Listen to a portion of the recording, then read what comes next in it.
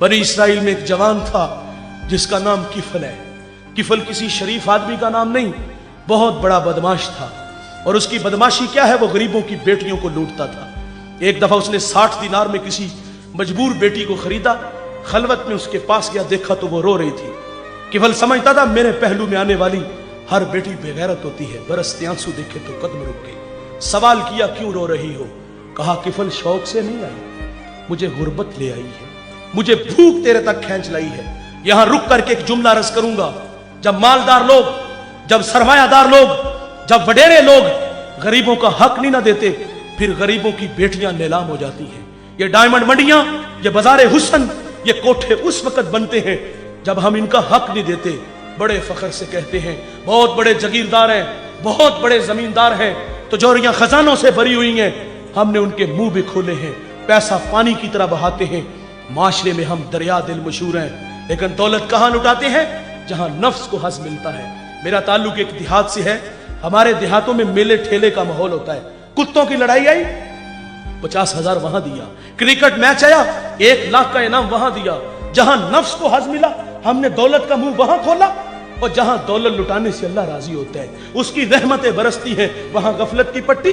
वो क्या किसी शायर ने कहा था कि देखा है मैंने शहर में कूड़े के ढेर पर 2 बच्चे लड़ रहे थे फकत एक बेर पर।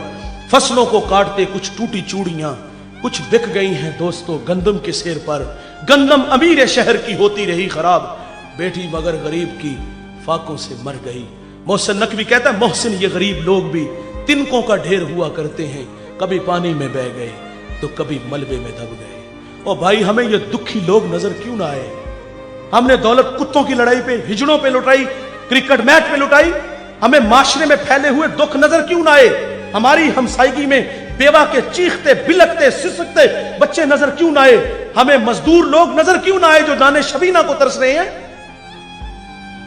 हमारे गुजरावाला दुल्ला चौक में एक बूढ़ा दिन दिहाड़े आटे का थैला उठाता है और दौड़ लगाता है। नहीफ था, 2 कदम चला के लोगों ने पकड़ा और खूब जद्दोकोब किया। सवाल किया वो बूढ़े जुर्रत क्यों की?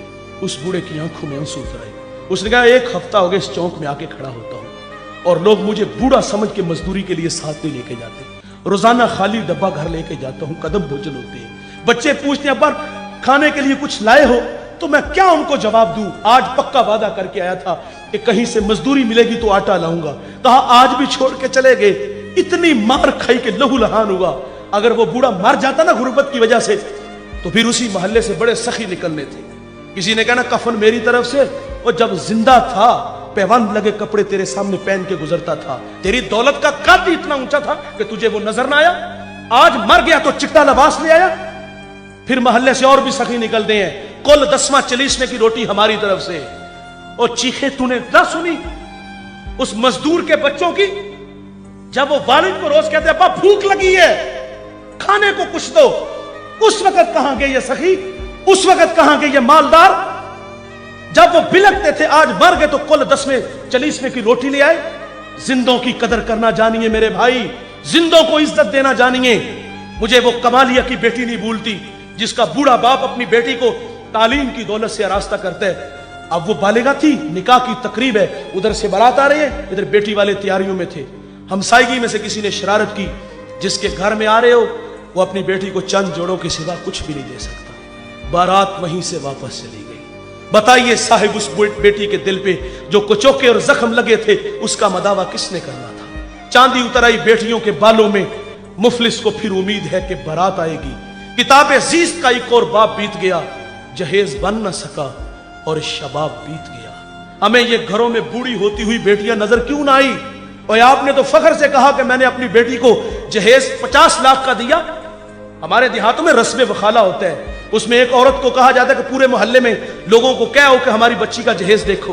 उस जहेज को देखने के लिए मजदूर की बेटियां भी आई, बेवा की बेटियां भी आई। जब रात वापस आती है ना, वालिद आता है तो वो मासूम बच्चियां होती हैं, अपने वालिद को सुनाती है कहानी कि अब्बा उसने अपनी बेटी को जो पहले दिन कपड़े पहनाने हैं उसका ऊपर रेट लिखा हुआ था, 2.5 लाख का सूट था।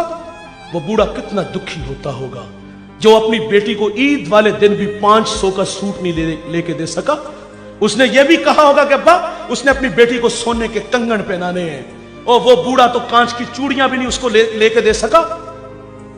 मैं इतना जरूर कहूंगा, जीने दीजिए इन गरीबों को, इन लोगों की